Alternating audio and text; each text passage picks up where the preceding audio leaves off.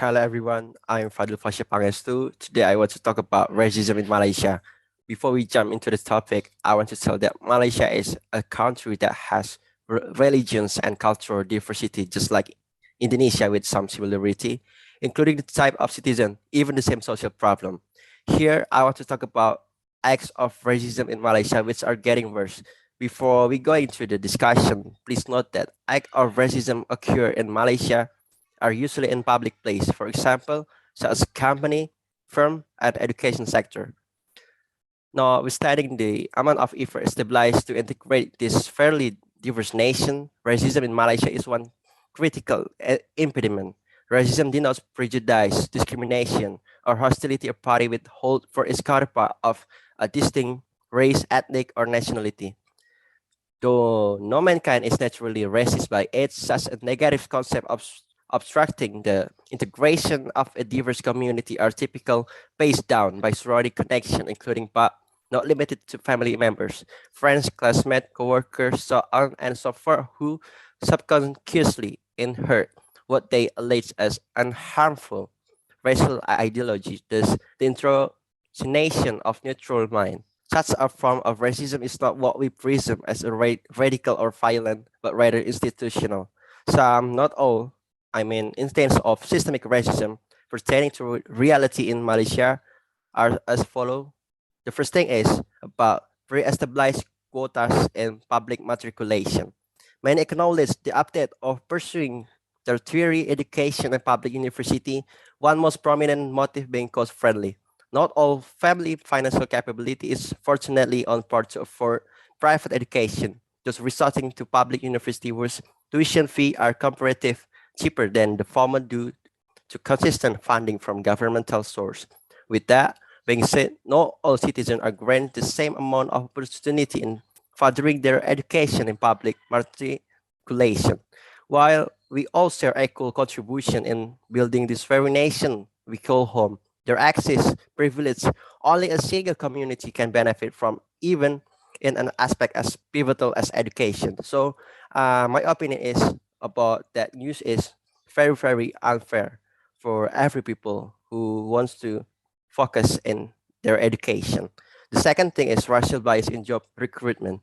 If everybody in the deserved social circle we mingle within university happens to apply for the same exact job advertisement, so to admit, but we may not receive a placement despite being equally qualified, with if not more qualified than those who are successfully recruited. Racial preferences in hiring terms can be made explicit or implicit, depending on the organization themselves. Though not directly stated in job description, the phenomenon can be observed through the majority within the organization. Should there be little to no balance of different race employed, the racial bias is transparent. Bias occur due to various motives, some common ones being race and language preference, giving those with requisite attribute a greater likelihood of being recruited than those who do not, despite processing qualification on par with the advertised job description. It is associated with the work of international relations, of course. They show an injustice for everyone who wants to get the right to work. Because here it's not only about racism, but the right of human beings live, which is only hindered by a different the cause chaos. And the last one is racism in housing market.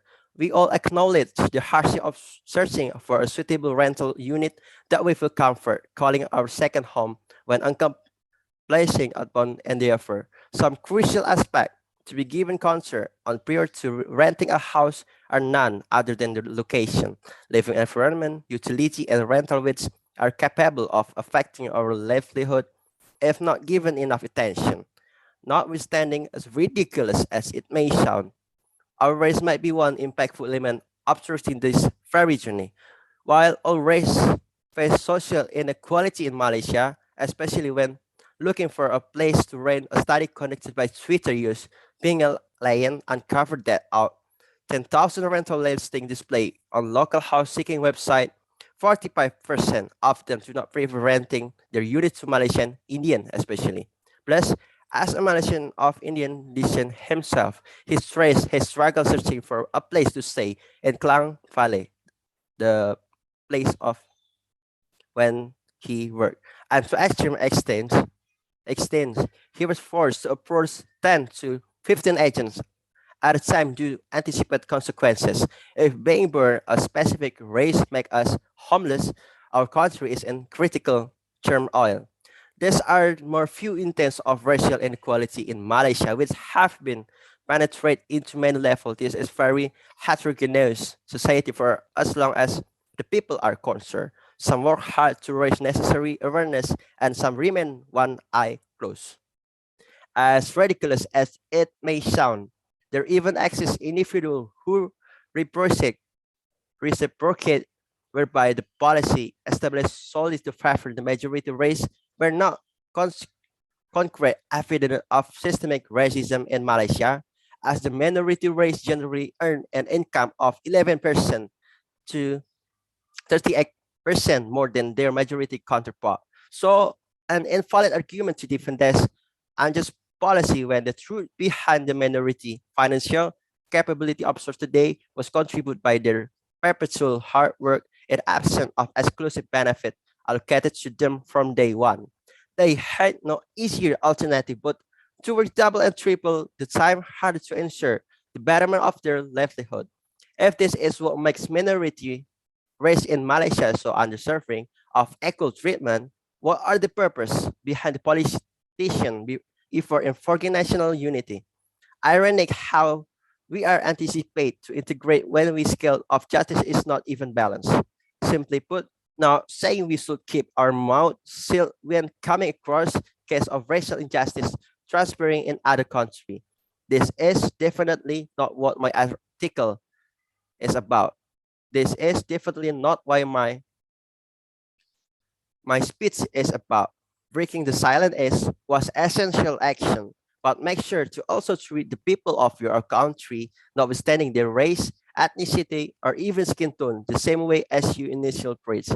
So the point is, we need to respect each other too, and everyone know every people have different, and we need to accept that the different becomes to unity because it's the important thing that we as a citizen of our country. So that's all about this video. I hope we can learn and we can understand the importance of respect each other. So stop racist. I'm Fadil Fasha Pangestu.